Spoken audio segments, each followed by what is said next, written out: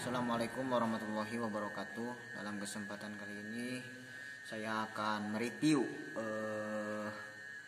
tentang perkuliahan selama tengah semester, matkul filsafat dakwah yang dari awal pertemuan sampai ke 7 pertemuan. Kali ini untuk memenuhi tugas UTS. Yang pertama, saya akan bahas tentang pengertian atau ciri filsafat dakwah. Apa sih itu filsafat? Filsafat itu berasal dari, kalau secara bahasa gitu, filsafat itu philo dan sophia ya. Artinya cinta kebijaksanaan. Sedangkan dakwah segi bahasa itu da'ayanu dakwatan, yaitu mengajak. Jadi digabungkan antara filsafat dan dakwah. Berarti di dalam berdakwah itu harus dengan berdasarkan intelektual, harus berdasarkan pemikirannya yang rasional. Berdakwah itu tidak hanya spiritualistik, tetapi ada rasionalisme yang harus dibandingkan juga, yang harus diperhitungkan juga dalam berdakwah gitu. Kebanyakan orang itu hanya bergiur dalam segi bersifatnya doktriner,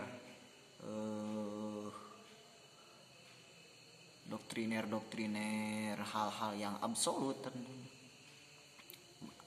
Apalagi orang tersebut memahami doktriner tersebut salah paham gitu, sehingga banyak sekali para pendakwah itu yang berdakwah secara keras, secara radikal, secara ekstrim, sehingga tidak mencerminkan muslim yang rahmatan lil alamin.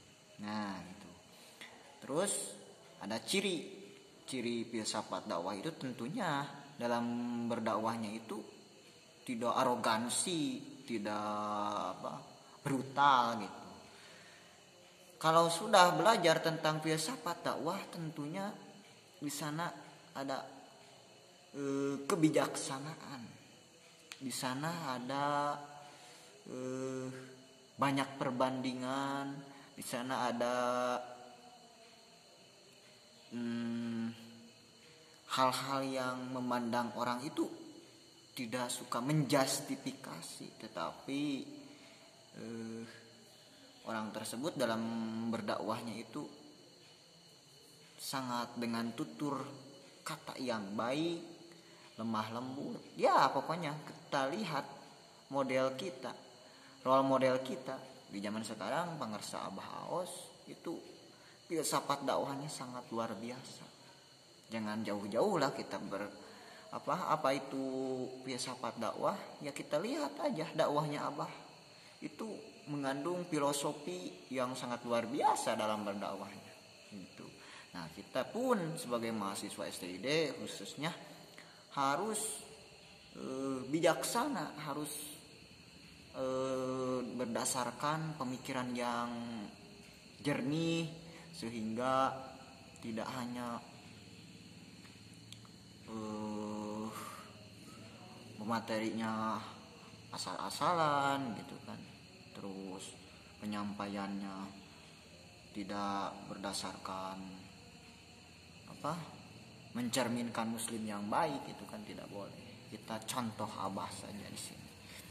Kemudian ada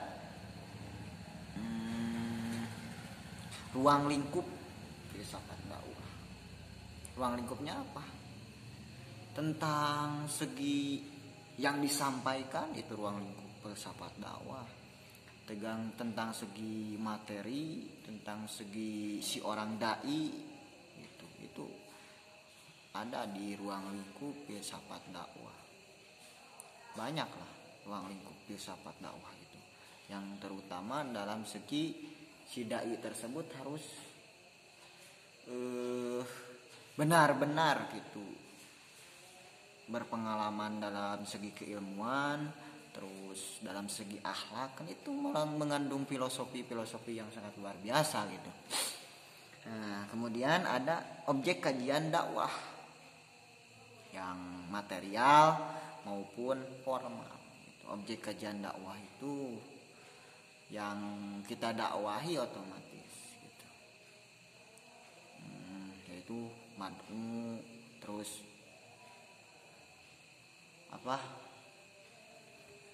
kita mau berdakwah dalam segi lewat jalur apa gitu. Contoh kan ibu dosen Umi Syasya gitu kan berdakwah bil TikTok di zaman sekarang, itu menjadi objek dakwahnya itu para generasi milenial tentunya. Para pemuda-pemudi yang suka main TikTok itu menjadi objeknya gitu, objek dakwahnya. Ini termasuk kepada objek kajian filsafat dakwah gitu. Terus ada metodologi berpikir dalam mengkonsentrasi teori dakwah dan ilmu dakwah. Metodologi. Tentunya kita berdakwah itu dalam keilmuan dakwah itu ada metodologinya gitu. Metode-metode yang menjadi